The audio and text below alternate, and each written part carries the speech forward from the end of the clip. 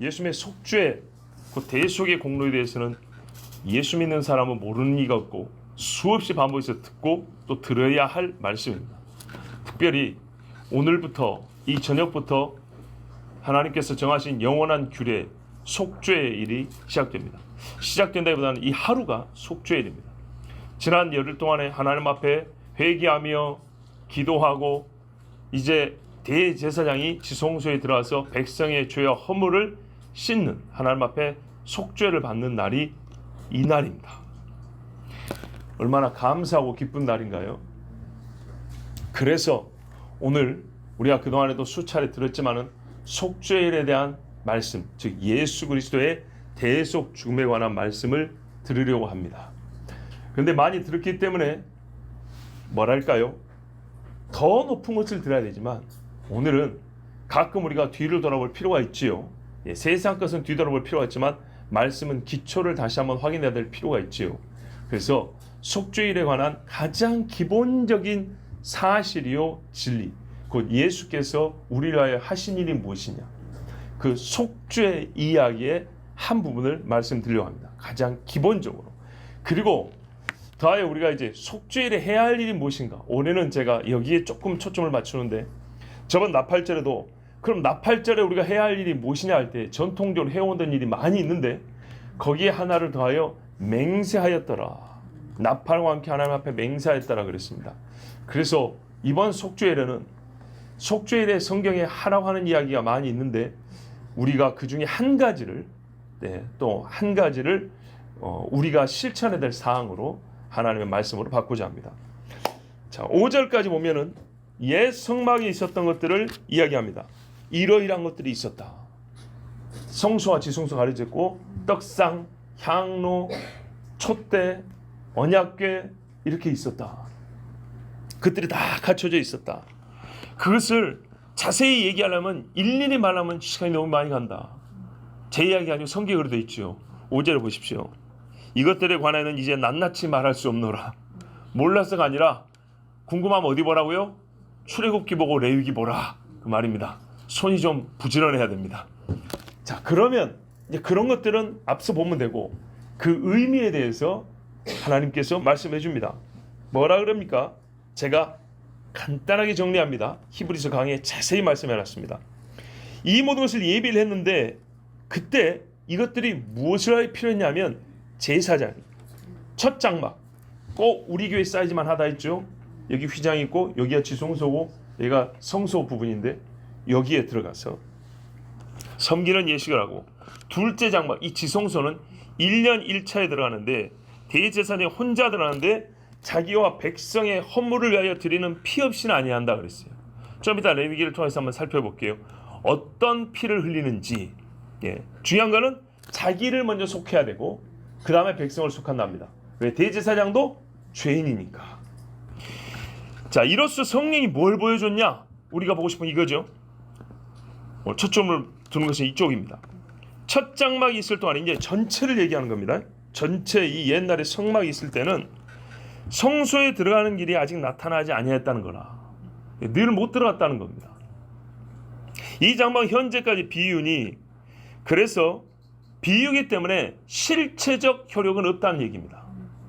비유적 효력만 있다는 얘기죠. 그걸 한마디로 말하니까 양심을 깨끗게는 못한다 됩니다.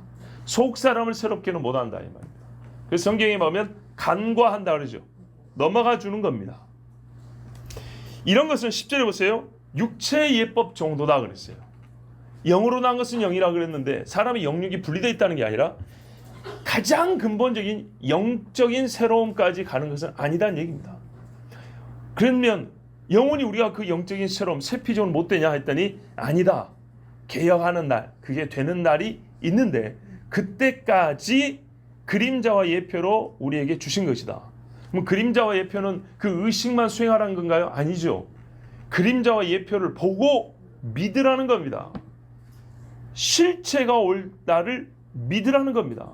그래서 그 사람들도 믿음으로 구원받는다는 겁니다. 믿음으로. 제가 정말 수없이 반복했습니다. 바울은 우리에게 중요한 교리를 가르친 다음에 그 신뢰를, 가상의 얘기가 아니라 신뢰를 구약에서 다 가져왔다고요. 로마서에도 믿음의 신뢰를 아브라함과 다윗에게 가져왔으니 아브라함은 율법 전 사람이요 다윗은 율법 시대 사람이라. 그래서 통으로 항상 믿음은 똑같다 이 얘기입니다. 자, 11절에 개혁이 뭐냐 했더니 바로 그리스도가 나옵니다. 예, 그리스도께서 장래 좋은 일에 대제사장으로 오사. 예수 그리스도는 친히 대제사장으로서 중보자이고 중보자가 들고 갈 어린 양 곧 피라 그랬죠. 예, 예수님은 두 가지의 사명을 같이 감당하신 분입니다. 또 히브리서는 놀라운 진리를 말하는데 멜기세덱 이야기를 해서 그리스도이면서 동시에 왕, 그리스도 왕인 존재가 예수님이라 했습니다. 손으로 짓지 아니한 것, 그 창조에 속하지 아니한 것. 성경을 해석하고 가르쳐주는 거 보세요. 손으로 짓지 아니하는 것은 곧 창조에 속하지 아니한 것이다. 이런 뜻으로 쓰입니다.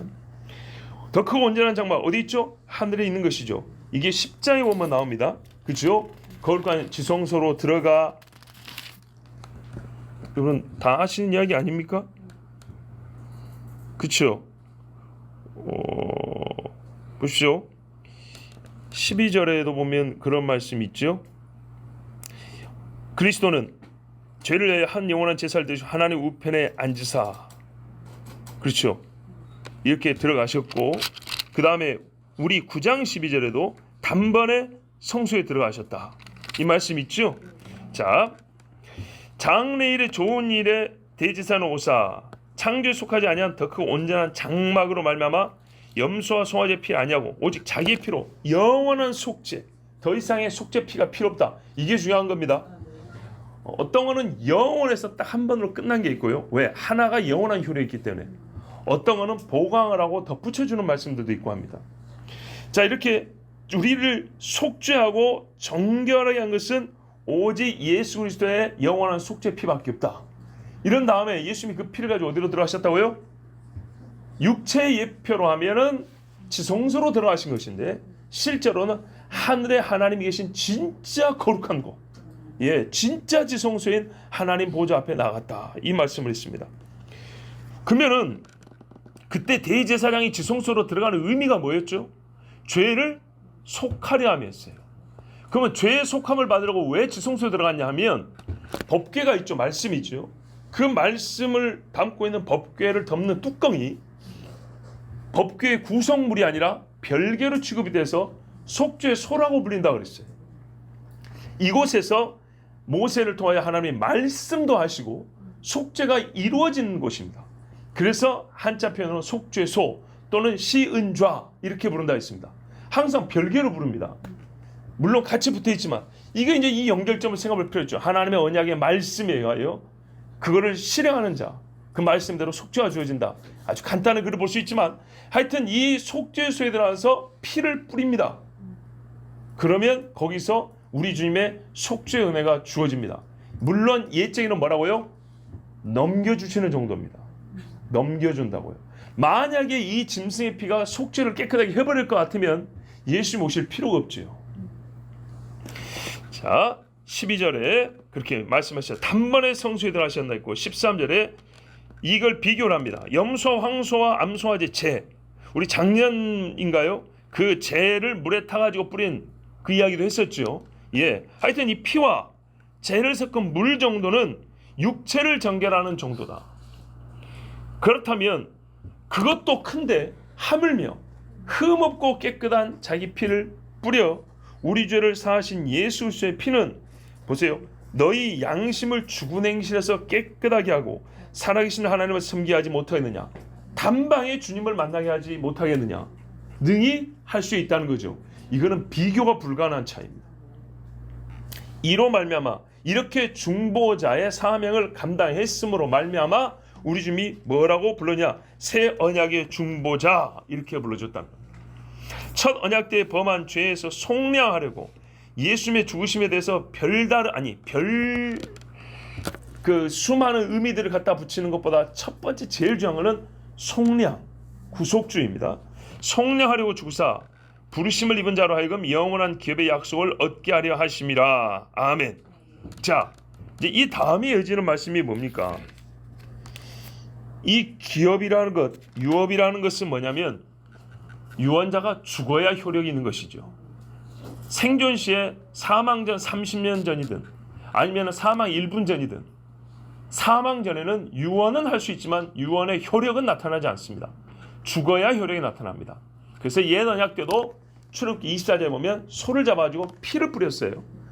이 약속대로 하겠느냐? 그러니까 백성이 아멘 했고, 그러면 피를 뿌려서 맹약을 하자. 그래서 소를 잡고 뿌린 다음에 백성들의 마음은 이것이 곧 너희를 위한 언약의 피니라 이랬다고요. 다 아시는 이야기입니다. 그렇죠? 우리 김한준 선생님도 저를 처음 만난 날 듣는 소리가 그거죠. 14년 10월 12일 날. 예, 처음 만나. 그걸 깜짝 놀랐다 그랬잖아요. 그랬습니다. 그때 설교 제목이 뭐냐면 이스라엘은 율법이 낳은 자식인가? 아니라 그랬습니다. 율법을 받은 날이었지만 그 안에 이미 언약의 피가 들어있었다고 했습니다. 피의 백성이라고 그랬습니다. 그게 지금 제가 왜 웃으려고 한 게 아니고 자랑하려는 게 아니고 왜 그걸 상기시켜드리냐, 이 말이 그래야 이해가 되는 겁니다.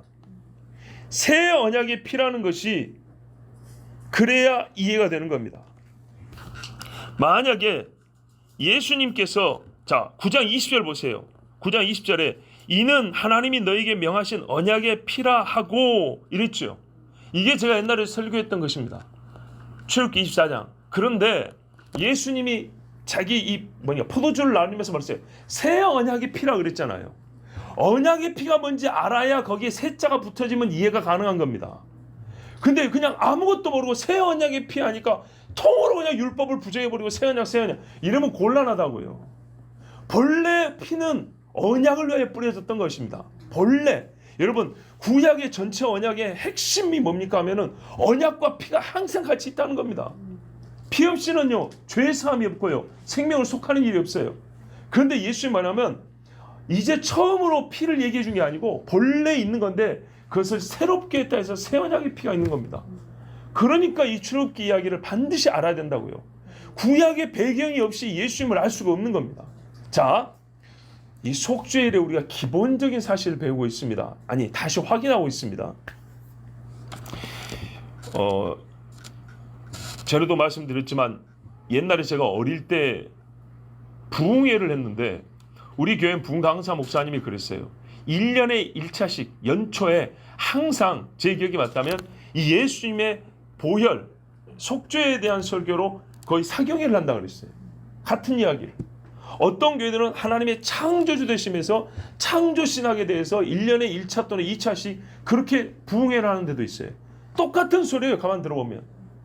그리고 옛날에 오카노 목사님도 살아계실 때 그랬어요. 말씀드렸죠. 전통이 오래된 교회일수록 거꾸로 복음이 약하다 그랬어요. 안다고 넘어가 버린 거예요. 계속 고상한 거 새로운 것만 추구하다 보니까 기초가 계속 무너지는 거예요. 자, 이 히브리서 9장의 이야기가 실제 어디에 잘 기록되냐면 레위기 16장에 기록되어 있습니다. 레위기 16장을 한번 보십시오. 전체적으로 한번 훑어보겠습니다. 그리고 이어서 우리 본문인 29절에서 34절까지 보도록 하겠습니다. 자, 속죄일이 어떻게 되어 있냐 하면 하나님께서 아론의 두 아들이 건방지게 제단 불을 아니고 다른 불 갖고 와다 죽었죠. 그 다음에 명령을 했어요. 야, 이 휘장 안에 아무나 들어오지 말라. 잘못하면 죽는다. 이놈들이 추정컨대 술 취해가지고 그러면서 뭐라면 제사장들 앞으로 술 먹고 오지 말라 그랬거든요. 술 취해가지고 아무 불이나 집어가지고 건방지게 뚫레뚫레 이렇게 막 비틀비틀 들어가다가 이 지성소까지 건드렸는 모양이에요. 자, 속죄소 앞에 함부로 들으면 죽는다. 내가 구름 가운데 그 속죄소 위에 나타남이라. 아론이 대전에 들어오려면 먼저 수송아지로 속죄제물을 삼고 순양을 번제물로 삼고 이 정도 아니면 너에게 들어올 생각도 하지 마라. 아무리 대제사장이라도 더럽기가 그지없어 가까이 할 수 없는 거예요. 거룩한 세마포 속옷 입고 세마포 속바지 입고 세마포 띨도 하나님이 주신 모든 그를 가리는 거룩한 것으로 육체의 예법이지만 가릴 수 있는 거 다 가리라는 거예요. 그리고 피를 한 사발 들고 와야 겨우 육체의 예법을 만들어진 이 땅의 장막도 들어갈 수가 있는 거예요. 자, 물로 씻고 옷 입고 그리고 와야 된다. 그리고 백성을 위해서는 속죄 제물로 순염소 2마리와 번제물로 순양 1마리를 가져야 된다. 그리고 어떻게 하느냐? 송아지는 아론과 너희 집 제사장이라 할지라도 너희가 먼저 속함을 받아야 된다 그랬어요. 예수님이 말입니다. 아니, 히브리서 5장에 보면 제사장은 사람 중에서 택하나니 이렇게 됐어요. 중보자는 사람 중에서 택한다고. 이게 하나님 법이에요. 근데 여러분, 중보자는 뭐라 그래요? 옛날부터 보면 이렇게 깨끗해야 돼요. 대제사장은 중보자의 예표잖아요. 이렇게 깨끗해야 돼요. 우리 지금 세례교육 하고 다음 시간에 가르쳐 줄 건데, 예수님이 왜 세례 받았을까요? 잘 생각해 보세요. 예수님이 죄인도 아닌데 왜 세례 받았을까요? 중보자로 사역해야 되죠. 중보자로 사역하기 위해서는 뭐가 있어야 돼요?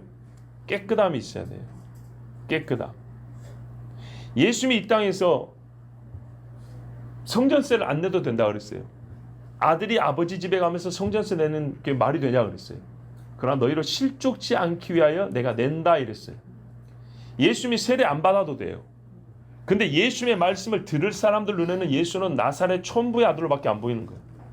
무슨 말이냐면 촌부의 아들은 그 자체로서 부정한 자이기 때문에 속죄를 이루는 중보자라고 스스로 이 말하는 것 자체가 불가능해요. 그래서 예수님이 먼저 세례를 받습니다. 예, 여기까지만 하겠습니다.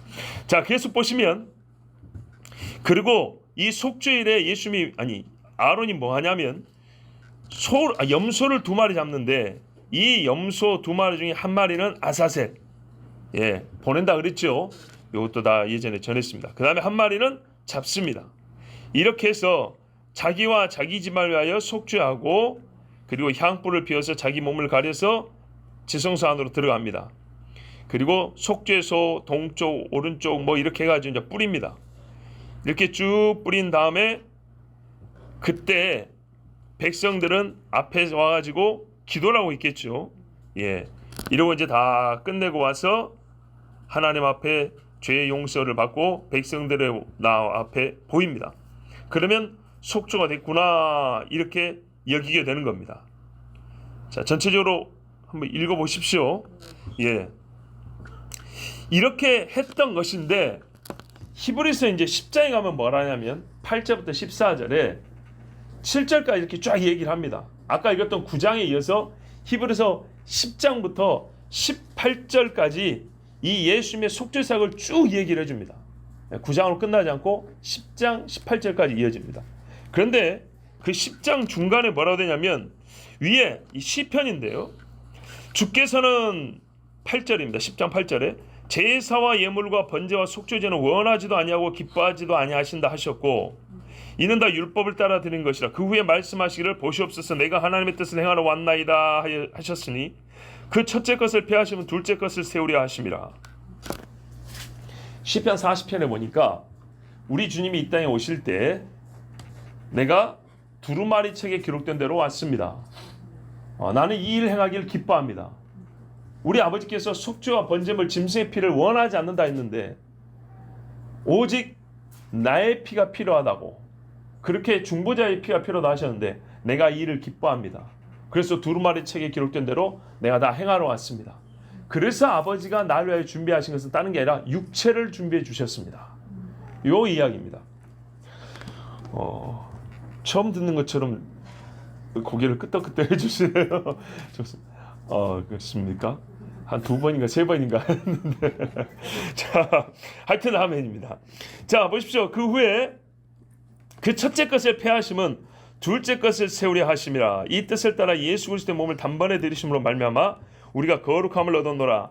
제사장마다 매일 서서 섬기며 자주 같은 제사를 드려되 이 제사는 언제나 죄를 없게 하지 못하오니와. 없게 하지 못한다 그랬죠? 남기는 거예요. 오직 그리스도는 죄를 한 영원한 제사를 드리시고 하나님 우편에 앉으사 그 위에 자기 원수들을 자기 발등상 되게 하실 때까지 기다리시나니, 발판될 때까지 그가 거룩하게 된 자들을 한 번의 제사로 영원히 온전하게 하셨느니라. 자, 이렇게 예수님의 속죄 제물 되심이 무엇인지, 속죄가 무엇인지 우리 들었습니다. 자, 그리고 그 예표로 레위기 16장의 옛적의 제사장을 통하여 우리에게 하신 게 뭡니까? 예수님을 예표하여 지켰던 속죄 예법을 우리가 다시 한번 확인을 했습니다. 자, 근데요, 이제 우리가 무엇을 해야 되는지를 알아야 되겠죠. 제사장이 할 일을 안 했어요. 옛날에 예표인 제사장이 하는 일도 알았고, 물론 제가 너무 간단해 갔지만, 그리고 참 제사장인 예수님 하신 일도 알았어요. 그러면 우리에게 뭐가 주어졌죠? 속죄가 주어진 거죠. 자동적으로요? 아니죠. 부르심을 받은 자 이렇게 돼 있기 때문에 우리 편에서는 믿는 자입니다. 믿는 자. 그의 죽음이 어떻게 내 죽음이 되냐? 그냥 빚만 대신 갚아준 게 아닙니다. 내 죽음으로 여겨진 겁니다. 이거를 성경적으로 연합교리라고 하는데, 어떻게 동일시 되느냐 할 때 우리 주님이 요구하는 이겁니다. 동일시 돼야 됩니다. 죄 없는 분이 죄인으로 죽고, 죄 있는 이가 죄 없는 이로 여겨져야 됩니다. 완전하게 교환이 돼야 됩니다. 자, 여러 번 비유를 들었는데 다시 한번 정말 잊지 마세요. 이제 앞으로 그거 있죠? 그러면 딱 그래야 됩니다. 식당에서 주인을 속이고 밥을 먹었는데 밥값을 안 내고 도망치려는 점 잡았어요.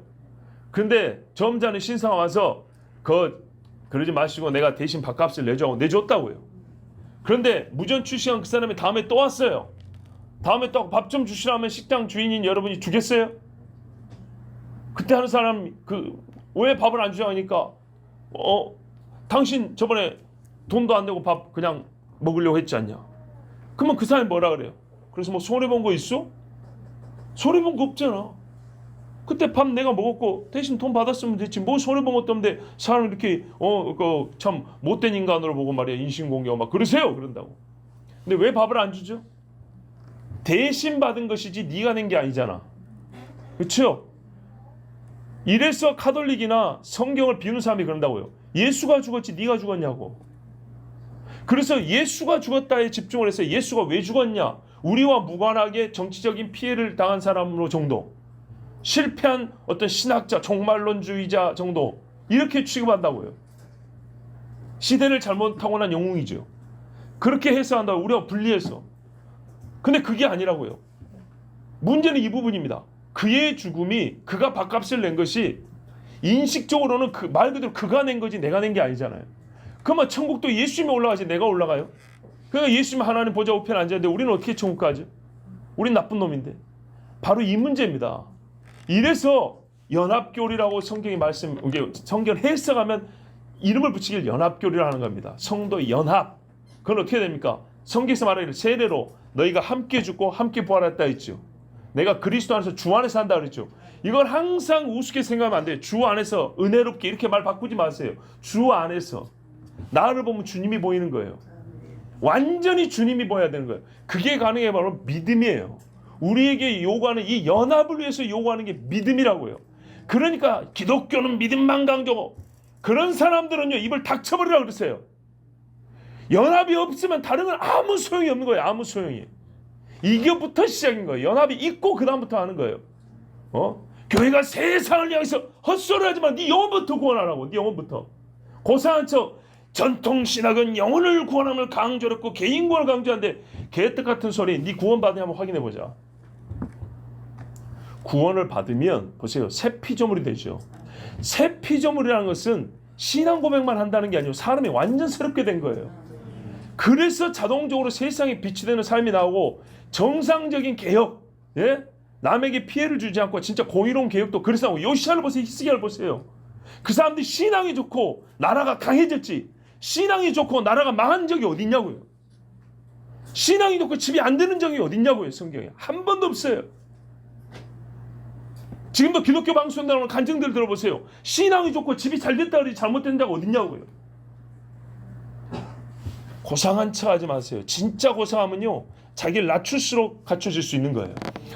예수 그리스도의 죽으심이 나의 죽음이 돼야 돼요. 그래서 하나님 어떻게 해요? 내가 의인으로 보인다 그랬어요. 의인으로 여겨진다고. 그것은 예수와 완전히 연합되어 있기 때문에 가능한데, 이것을 위한 유일한 방법은 뭐냐? 공로도 아니요, 돈도 아니요, 선한 행실도 아니요, 오직 믿음이라는 거예요. 이런 측면에서 우리에게 필요한 게 믿음이라는 거예요. 믿음, 요구의 믿음. 그리고 이 믿음이 진실하기 때문에, 그리스도와 연합이 되기 때문에 그리스도와 분리된 실생활도 안 되는 거예요. 예배를 안 드리면 속이 터지는 거고, 기도를 안 하면 답답해 죽을 것 같고, 뭔가 악한 짓을 모른다 하고 나면은 잠을 잘 수가 없고 발가락이 꼼지락꼼지락하고 막, 그리고 사람 앞에도 서기도 부끄럽고 주님 앞에는 괜히 나오면 고개도 못 들겠고, 이게 정상이에요. 세리가 고개를 들지 못하고 하나님, 나는 하나님 앞에 죄인입니다, 그랬다 하지 않습니까? 이게 정상이라고. 새롭게 되노니까. 안 그런 사람들은 뻣뻣하게 내가 뭘 잡는다 이런다고요. 하나님이 없다 하도다. 이 연합으로 말미암아 우리가 완전히 주님과 하나 되어 주의 의가 내 것이 된 겁니다. 그냥 더 씹어진 정도예요. 내 것이 되어 우리가 하나님 앞에 의롭다, 의인이다 이렇게 불려짐을 받습니다. 이게 예수님이 이루신 속죄입니다. 그리고 그 속죄를 믿는 자에게 주신 하나님의 은혜입니다. 자, 그런데 말이죠, 이렇게 새롭게 됐기 때문에 우리가 해야 할 일은 너무나 당연합니다. 성경에 기록된 모든 말씀이 자연스럽게 지켜져야 합니다. 그렇죠? 그런데 우리가 또 연약하지요. 그래서 우리는 연약하기 때문에 사실 실제에 있어서는 예표부터 배웁니다. 그죠? 예수님을 처음부터 온전히 믿긴 하지만, 예수님의 십자가를 가르쳐 주지만, 이 십자가를 대번에 이해하기 어렵고 받아들이기 어려운 사람들에게 구약 이야기를 먼저 해줍니다.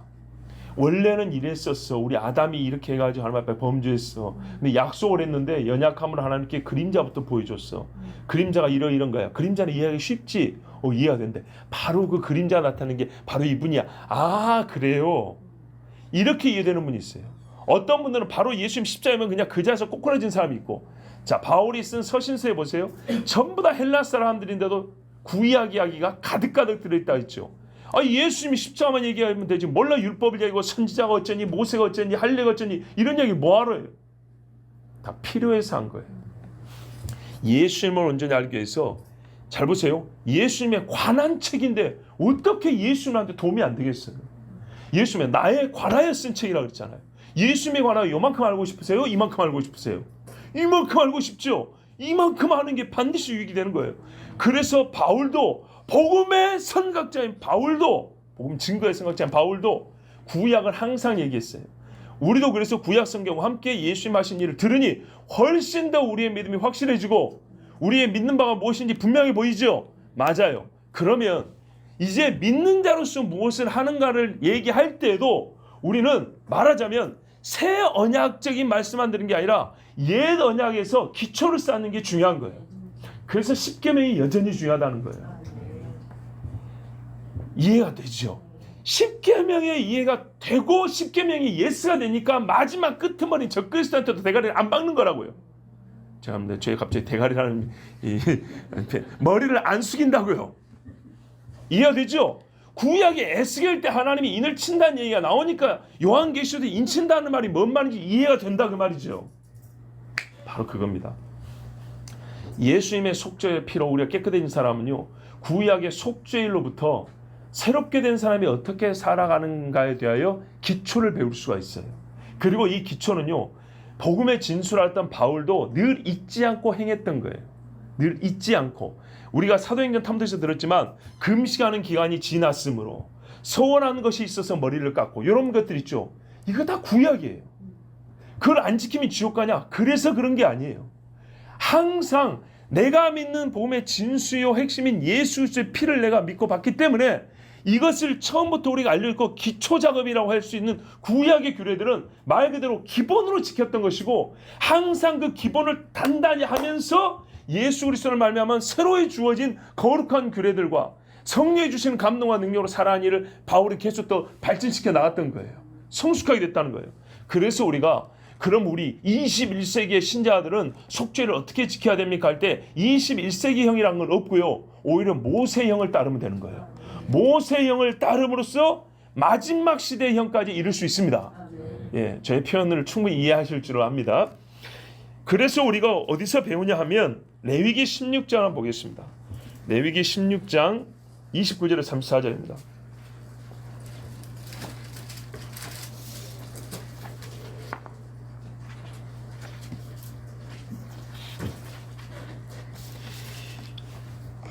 제가 한번 읽고 또 증거하겠습니다. 너희는 영원히 이 규례를 지킬지니라. 일곱째 달 곧 그 달 10일에 너희는 스스로 괴롭게 하고 29절입니다. 그 다음에 이날에 너희를 위하여 속죄하여 너희를 정결하게 하리니 자 일곱째 달 10일 이날이 속죄일입니다. 1일 나팔절 10일 속죄일 15일 초막절 가을 전기는 매우 촘촘하게 붙어있다 했습니다. 29절에 스스로 괴롭게 하고 아무 일도 하지 말되 본토인이든지 너희 중에 거류하는 거류민이든지 그리하라. 속죄를 지키는 규례가 두 가지 있는데 괴롭게 하라는 말씀이 있고 뭐라고 했어요? 또 안식하라. 근데 누가 지켜야 된다고요? 이스라엘 사람뿐만 아니라 거류민, 외국 사람, 나그네 우리도 들어가지요. 이날에 너희를 위하여 속죄하여 너희를 정결하게 하리니 너희의 모든 죄에서 너희가 여호와 앞에 정결하리라. 이는 너희에게 안식일 중에 안식일인즉 성경에 보면요 안식일 중에 안식이라고 말하는 날이 바로 이 속죄일입니다. 늘 지키는 안식일 중에 최고의 안식이라는 얘기입니다. 결국 죄사함으로 말미암은 안식이라야 진짜 안식이라는 것을 우리에게 말씀해 줍니다. 물론 그 안식일 중에 안식일을 어떻게 지킬 것이냐 그게 좀 더 깊은 의미는 뭐냐 그거는 또 나중에 볼 날이 있을 겁니다. 너희는 스스로 괴롭게 할지니 영원히 지킬 규례라. 영원히 지키래요. 영원히 한 번 영원한 건 계속 가는 겁니다. 그리고 이방인도 같이 지키라 했어요. 근데 어떻게 해요? 안식과 스스로 괴롭게 하라. 이게 계속 반복돼 나오죠. 32절 기름 부음을 받고 위임되어 자기의 아버지를 대신하여 제사장의 직분을 행하는 제사장은 속죄하되 새 마파 옷 곧 거룩한 옷을 입고 지성소를 속죄하며 회막과 제단을 속죄하고 또 제사장들과 백성의 회중을 위하여 속죄할지니 이는 너희가 영원히 지킬 규례라. 이스라엘 자손의 모든 죄를 위하여 1년에 한 번 속죄할 것이니라.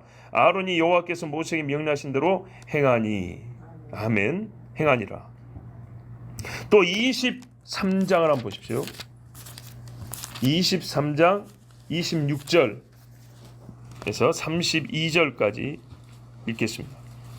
자, 25절부터 볼게요. 여호와께서 모세에게 말씀하여 이르시되 일곱째 달 열흘날은 속죄일이니 너희는 성회를 열고 자, 안식은 항상 성회죠. 올해는 정말 날짜가 잘 맞는다 했습니다.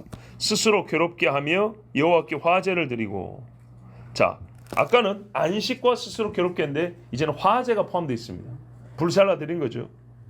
이날은 어떤 일도 하지 말 것은 너희를 위하여 너희 하나님 여호와 앞에 속죄할 속죄일이 됨이니라. 예 여러분 여기서 일단 하나 짚고 나가면 죄 용서받는 일보다 큰 일이 있을까요? 우리가 살면서 큰 일이 있으면 작은 일은 뒤로 미루기 마련입니다. 수술 날짜 잡아놓으면 그날 금반지 사러 갈 일이 있습니까? 없죠. 그렇죠? 병원 예약돼 있으면 그날 친구들, 가족들 식사 모임도 취소할 수 있죠. 말하자면 하나님께서 죄 용서해 준다고 잡아놓은 날인데 그날을 다른 날로 바꿀 수 있을까요? 그러면 안 됩니다. 이는 어디죠? 예. 몇 절 읽었습니까 제가? 예? 28절요? 이날에는 어떤 일도 하지 말 것은 너희를 위하여 너희 하나님 여호와 앞에 속죄할 속죄일이 됨이니라. 이날에 스스로 괴롭게 하지 아니하는 자는 그 백성 중에서 끊어질 것이라. 괴롭게 하지 아니하면 끊어버린대요. 이 이제 끊어버린다는 말도 좀 해석이 조금 나뉘는데 하나님께서 뭐 큰 병을 내려가지고 곧 죽게 한다는 것인지 아니면 그 집에 대를 끊어버린다는 얘기인지 아니면 어떻게 해서 이 이스라엘 족보에서 없애버린다는 얘기인지 하여튼 벌은 벌입니다. 무서운 벌이죠. 이날에 누구든지 어떤 일이라도 하는 자는 내가 그의 백성 중에서 멸절시키리니 너희는 아무 일도 하지 말라. 이는 너희가 거주하는 각지에서 대대로 지킬 영원한 규례니라. 이는 너희가 쉴 안식일이라. 너희는 스스로 괴롭게 하고 이달 아흐렛날 저녁 곧 그 저녁부터 이튿날 저녁까지 안식을 지킬지니라. 아멘. 그래서 아흐렛날 저녁이 바로 이 저녁입니다. 물론 시간으로 하면 저기 이스라엘 시간으로 봐야 되겠지만 하여튼 그래서 지금 날짜가 잘 맞다 했습니다. 자 여러분 속죄일을 어떻게 지켜야 하는지 아시겠죠? 첫째 뭐 한다고요? 안식 하면 성회로 모이고 하나님 앞에 번제하고 그 다음에는요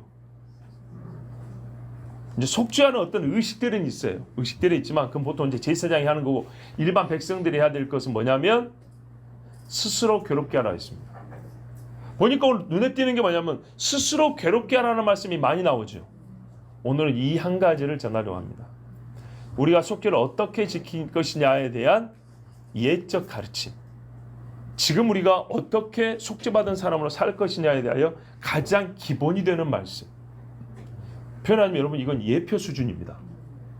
예표 수준인데 이걸 못하면 실체를 받은 우리가 아니 짐승의 피도 우리 육체를 깨끗하게 한다는데 예수의 피가 우리가 죽은 양심을 깨끗하게 한다는데 완전히 다르죠.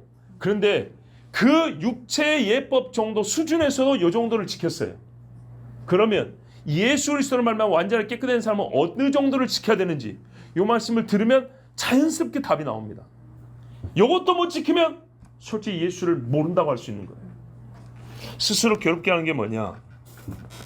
이스라엘 사람들은 스스로 괴롭게 한다는 말을 가장 첫 번째로 금식이라고 여깁니다. 예수님이 그 40일 동안 금식하실 때 시험을 당하셨죠.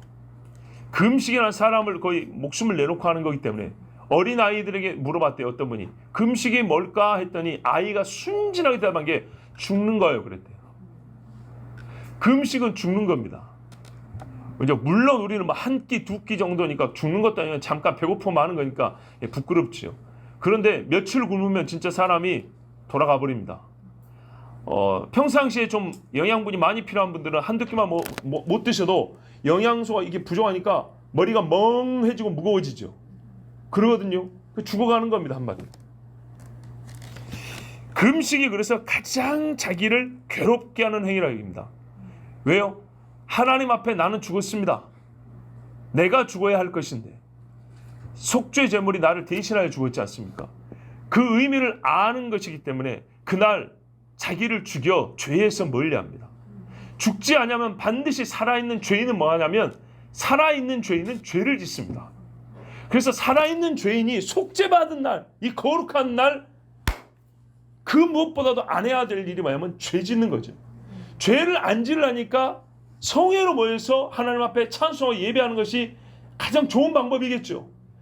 그렇죠. 물론 독립적으로 서로 의미가 있지만은 이렇게 상호에 미치는 효과도 있는 것입니다. 하여튼 예수 믿는 사람은 말이죠. 이날 스스로 괴롭게 하는 정신이 있어야 됩니다. 그래서 이날 금식하는 겁니다.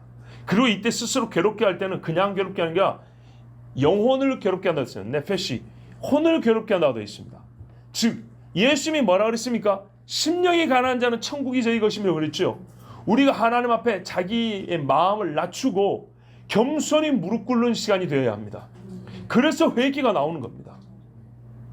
우리 육체의 모든 갈망, 좋아하는 것들을 금하는 시간이 바로 속죄입니다.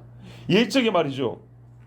우리는 이제 안 하지만 사순절이라고 미디어 금식이 뭐냐 했던 거 있죠. 그 사순절은 귀신이 마른다고 했습니다. 성경에는 그런 개념이 없어요. 오히려 성경대로 하면 나팔절과 속죄일 이 열흘 동안에 우리 육체를 금할 수 있는 최대한을 금해야 되는 거예요. 내가 어디까지 금할 수 있는가. 그래서 제가 알기로 유대인들은 부부관계도 그날은 안 합니다. 이 열흘 동안 안 합니다. 금식도 하고 먹는 것도 줄이고 이 여러 가지 본인들이 하고 싶은 모든 것은 안 한다 그럽니다. 이게 유대인들이 하는 겁니다. 하나님 앞에 자기가 원하여 하고 싶은 모든 것들을 최대한 금하여서 대신에 그러면 아무것도 안 하고 있으면 될까요? 그게 바리새주의죠. 우리는 1회에 2번씩 금식하면 이렇게 나오는 거죠. 그게 아니고 그만큼 주님 앞에 기도하는 시간이 많아지고 말씀 읽는 시간이 많아지는 겁니다. 적어도 보세요. 우리가 지난 열흘 동안에 레위기를 한번 읽었으면 얼마나 좋았을까요? 히브리서를 읽었으면 지나놓고 나니까 조금 아쉽죠. 그죠? 듣기는 들어서 나팔절이 멀고 속죄일이 멀고 참 여러분 들어서 이제 대충 어느 정도 알겠다마는 이러고 지나갔지. 우리가 무엇을 얼마나 실천을 했습니까? 그게 삶에 배워온 절기 준수자인 이스라엘을 우리가 아직 못 따라하는 겁니다. 못 따라가요. 그들 중에는 많은 사람이 형식적으로 지키지만 그들 중에는 정말 열렬하게 그날을 준비하여 지킨 사람들이 있어요. 우리가 하나님 앞에 영과 진리로 예배한다 하지만 옛날에 양짐승 바쳤던 사람들 못 따라간다고요. 1년 된 순양을 바치면 1년 내내 흠없이 티없이 얘를 키우고 관리를 해야 돼요. 그런 정성으로 주님 앞에 나가지 못한다고요. 예수 피를 우리가 스스로 가볍게 여기는 거고 하찮게 여기는 거예요. 왜요? 봐보세요 여러분. 어려운 게 아니에요. 예표가 그 정도잖아요. 예표가. 예? 예표와 실체의 차이를 나눌 때 양과 예수님의 차이만 생각하지 말라고요. 예표 시대에 살았던 신앙인과 실체를 받은 신앙인도 비교할 줄 알아야죠. 구약의 신앙인도 그 정도로 다윗만큼 살았단 말이에요. 옛적의 신앙인도 다니엘 같은 사람이 있었단 말이죠. 그런데 우리는 예수를 만났다면서요. 근데 그 사람들 항상 우리로만 볼 거예요. 그러면서 한편으로는 또 우리를 우월하게 느끼기 위해서 그래도 그 사람들은 구약시대 사람이고 이렇게 치부할 거예요. 예표 수준의 시대의 사람들도 엄청난 신앙을 보였어요. 하나님 앞에 최선을 다했어요. 율법 두루마리 읽었어요. 포로기를 겪고 돌아왔어도 하나님 앞에 성전을 짓자 그랬어요. 적어도 그 신앙 정신을 가진 사람들 중에 옛날에 어떻게 합니까? 새로운 땅을 개척할 때는 교회를 먼저 짓고, 그렇죠? 예배당을 먼저 짓고 그 다음에 자기 집을 지었고, 이게 성경적인 거예요. 성경적. 그리고 이것은 어느 정도냐? 예표 정도밖에 안 되는 거예요. 스스로 괴롭게 한다. 영혼을 괴롭게 한다. 식욕이나 성욕이나 수면욕, 여기까지 절제했답니다. 수면욕, 잠자고 싶은 거를 줄였답니다. 그러면 안 자고 눈 시뻘게 다니면서 봤지? 나 지금 속죄를 지키고 있는 중이거든? 건들지 마. 열받았어. 스트레스 받아 지금. 그럼 될까요? 아니죠. 성경은 뭐세요? 은밀한 곳에서 하라 그랬죠.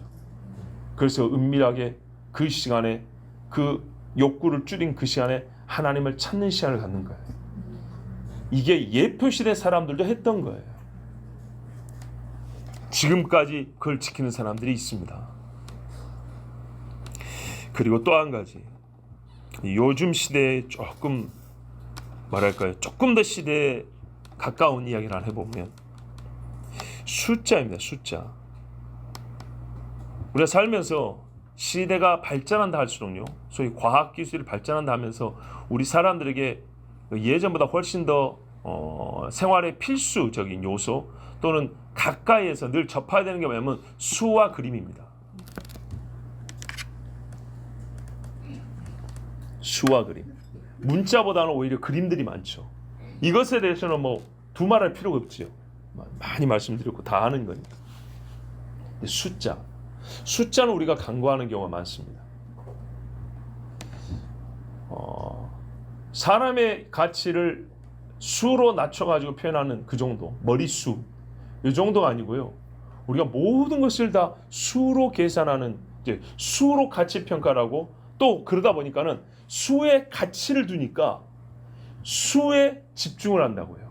말하자면 이 속죄일이나 나팔절 기간에는 수하고도 좀 거리를 두는 시간을 가지면 좋아요. 돈 계산하는 걸 좀 적게 하시고, 장부 쓰는 것을 너무 그렇게 꼼꼼하게 이것 때문에 시간 많이 쓰지 마시고, 옷 입는 치수 어쩌고 이런 거 너무 많이 신경 쓰지 마시고, 교회에 몇 명의 헌금이 얼마에 필요한 것이지만 확인은 하지만 여기에 너무 우리의 마음을 쓰지 마시고. 무슨 말인지 이해가 되시죠? 내가 오늘 몇 걸음 걷지, 오늘 41걸음, 42걸음 걸었는데 이런 거 너무 신경 쓰지 마시고, 공학기 계산 될 때도 20법, 10진법 막 이런 거 하면서 너무 그렇게 신경 많이 쓰지 마시고, 우리 아이가 0.1kg가 늘었냐, 설사 쌌더니 0.2kg가 빠졌냐, 너무 그런데 막 신경 쓰지 마시고, 그러다 보면 어떻게 해요? 그거 하나 때문에 몇 시간이 그냥 가버려요. 몇 칼로리를 빼야 되는데 몇 칼로리 오늘 먹었고, 오늘 아침이 뭐였고, 라면 한 그릇 먹었으니까 몇 칼로리 쪘을 것이고, 저녁에 얼마를 굶었고, 물 한 컵 마셔서 얼마나 빠졌고, 이런 식으로 봐보세요. 그런 류의 숫자는 우리가 신경 안 쓰고 살아도 돼요. 그런데 그렇게 너무 진짜 철두철미하게 수에 사로잡혀 수 안에서 살고 있어요. 그러면 수로 끝나냐? 아니요. 이 수가 여러 가지 욕구와 연결, 접합되어 있다는 걸 아셔야 됩니다. 우리 욕구 충족과 함께 이 수가 결합되어 있는 것이죠. 그렇지요? 우리가 원하는 것을 측정하기 위해서 수가 쓰이는 데가 많다고요. 우리가 잃은 것이 무엇이냐, 얻은 것이 무엇이냐, 내가 얼만큼 더 얻어야 행복한 사람이냐, 소위 행복 지수를 나타내는 숫자들이 많다고요. 그러면 가난해질 수 있겠습니까? 아니죠. 가난해진 것이 아니죠. 내 스스로 부한 걸 덜어내서 하나님 앞에 낮춰진 게 아니라, 그래서 가난한 게 아니라 가난함이 원통한 삶이 이어지죠. 부족함이 괴로운 삶이 이어지죠. 하나님 주신 것 때문에 감사함인데도 불구하고 제가 주님 앞에 내 심령이 가난해지면서 덜어내겠습니다 하고 수를 확 덜어내야 되는데, 그러지 않냐고 이렇게 수에 사로잡혀 살면 항상 부족하다 그러고, 항상 불평불만하고, 속죄일 금식하고 하는데도 원통한 기도밖에 안 나오는 거예요. 누구는 어쩌는데 나는 이거밖에 안 되고, 이거밖에 안 되는 거예요. 주의 나라와 의를 구하는 기도는 안 나오는 겁니다. 백성의 죄를 위하여 하나님 이 땅의 죄를 용서해 주시라는 죄사함을 받는 날인들 보고, 죄사함과 무관한 기도가 나오는 겁니다. 죄사함을 받은 자로서 금식을 했더니, 금식은 하되 죄와 아무 상관이 없는 이야기들로 금식 시간을 다 쳐버린 겁니다. 아까 말했던 고상한 신학자들과 같이 그런 꼴이 되는 거예요. 여러분, 우리의 마음을 빼앗는 영상과 그림들을 버리고 진리의 글과 생명의 언어에 귀를 기울이십시오. 또 간만에 제 이야기 하나 하겠습니다. 중학교 2학년 때, 그때 당시에 들어보셨을 겁니다. 1992년 10월 28일 휴거 설 있었죠? 어린아이 입장에서 여러분 만일 있으면 어쩔 거예요. 참 이게 문제입니다. 지혜와 지식이 보자면 만일의 사람들이 많이 미혹됩니다. 저 역시도 만일 모르잖아요. 만일 몰라서 뭘 준비했냐? 그때 중학생들이 제일 많이 보는 비디오가 뭔지 아십니까? 홍콩 무협 액션입니다. 홍콩 액션 영화가 얼마나 인기인데요. 그런데 주님 오실 날 가까웠다고 중학교 2학년짜리가 이거를 버렸어요. 시내 한번 나가면 중학생들이 제일 하고 싶은 게 뭐냐? 짜장면 한 그릇, 영화 한 편. 요게 촌놈들한테는 최고거든요. 몇 날 돈 모았고 시내 한번 빨간 날 나가면 그거 하고 오는 거예요. 100시간 겨우 맞춰가지고. 그리고 이제 좀 영적으로 변하면 뭐냐? 기독교 백화점 가는 거. 예. 빨리 내려서 기독교 백화점 가서 찬양 테이프 사고, 악보 사고, 11시 영화관 딱 가서 영화 보고, 1시에 빨리 짜장면 한 걸 먹고 2시 반에 배 타고 들어오는 거. 이게 최고. 좀 영적인 애들. 그러면 기독교 백화점 가면 이제 끼리끼리 만나죠, 막. 얼마나 좋은지. 여러분. 근데 그것도 아니다고 버렸다 이 말입니다. 그 설만 가지고도 혹시 주님이 진짜 그때 오시면 어쩔 거냐. 어린아이라 할지라도 세상 오락은 그쳐야 한다. 그래서 이것도 끊고 영화도 끊고. 잘못인가요? 아니죠. 여러분 지금 봐보세요. 이 안에 모든 게 다 들어있죠. 10년 전에 제가 중학교 아이들한테 그랬거든요. 이 안에 세상이 다 들어있지? 그랬어요. 처음 나왔을 때 아이들한테 이 안에 세상이 다 들어있지? 예배 시간에 저 뒤에 자빠져갖고 이짓거리 하고 있는 아이들. 근데 이 자식들아, 실상은 말이지 너희는 이거밖에 세상을 몰라. 이 안에 세상이 다 들어있는데 그래, 딱 이 정도밖에 너희는 세상을 모르는 거야. 아무것도 모르는 놈들이야. 자, 그렇게 가르쳤던 기억이 있습니다. 봐보세요. 숫자와 그림에 매몰려 있죠. 그거밖에 모르는 거예요. 내가 파악하고 내가 좋아하는 그림들, 영상들, 그 숫자들, 그거밖에 나는 세상도 모르고 인생이 뭔지도 모르는 거예요. 하나님의 나라와 의도 모르는 거예요. 거기에 빼앗김 시간이나 거기에 사로잡힌 내 마음만큼 우리는 하나님을 모르는 거예요. 여러분, 옛적에 예표 시대에 살았던 사람들도 뭐 했다고요? 자기 영혼을 가난하게 했답니다. 가난함이 원통해서 하나님 앞에 눈물 흘린 게 아니고, 부요한 자라 할지라도 그때는 하나님 앞에 자기 영혼을 가난하게 해서 우리 주님이 말씀하신 것처럼 심령이 가난하여 애통하는 자로 섰답니다. 봐보세요. 애통했답니다. 예표시대 사람들 중에는, 그래도 그 중에 이 절기 지키러 온 사람들 중에는 1년 묵었던 심정을 털어놓는다고 할까요? 하나님만 봐서 가슴을 치면서 우는 사람에게도 성막이나 성전에 구석구석에 몇 명씩 있었어요. 아무리 정말 엉망진창인 세상이라도. 근데 지금은 깨어있는 사람들조차도 가슴 안 쳐요. 여러분, 정말 깨어있다는 증거가 뭡니까? 예표시대 수준의 신앙의 삶도 안 나타나는데 이게 깨어있다고 말할 수 있겠습니까? 우리는 훨씬 많이 알죠. 정말 훨씬 많이 압니다. 근데 많이 받은 자에는 많이 달란대요. 공적을 많이 달라는 게 아니에요.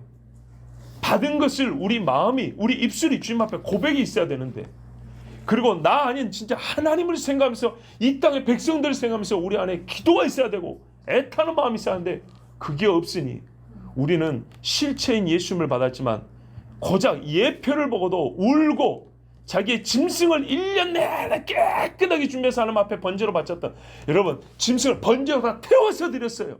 내가 키운 거를.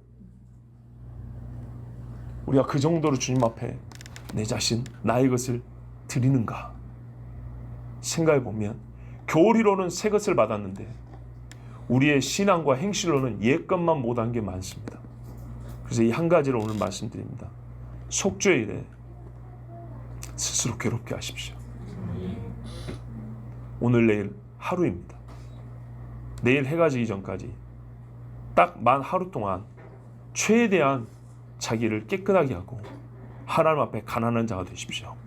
영과 육의 모든 것을 가난하게 하시고 자기의 욕심을 제어하고 하나님이 생각하시는 바 의로운 것이 무엇인가, 주 안에서 내가 발견된다는 걸 믿는다면 정말 나의 삶의 모든 것도 주 안에 있는 하루가 되길 바랍니다. 간구하고 소원하는 자에게 주님은 어여삐 여기사 능력도 주십니다. 기도하겠습니다.